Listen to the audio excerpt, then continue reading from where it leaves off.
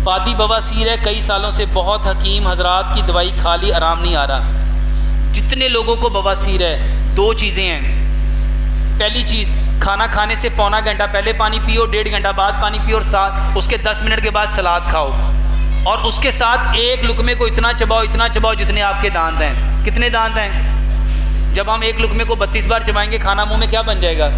पानी बन जाएगा।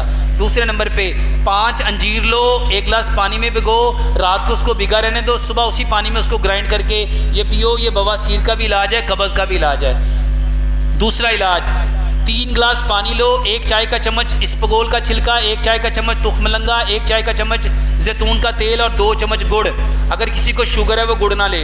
इसको आप सुबह को भिगो के रख दो, 1 गिलास सुबह, 1 दोपहर, 1 शाम। खाना खाने के घंटा 1.5 घंटा बाद इसको अच्छी तरह शेक करके ये पानी लो। ये बेहतरीन इलाज है। डॉक्टर साहब, मुझे एहतलाम बहुत ज़्यादा हो रहा है 1 साल से। मेरा यूट्यूब पे पूरा एक प्रोग्राम है एहतलाम का इलाज बाय डॉक्टर मोहम्मद शाफत अली। ये 25 मिनट की वीडियो है, इसमें पूरी चीज़ें बताई गई हैं।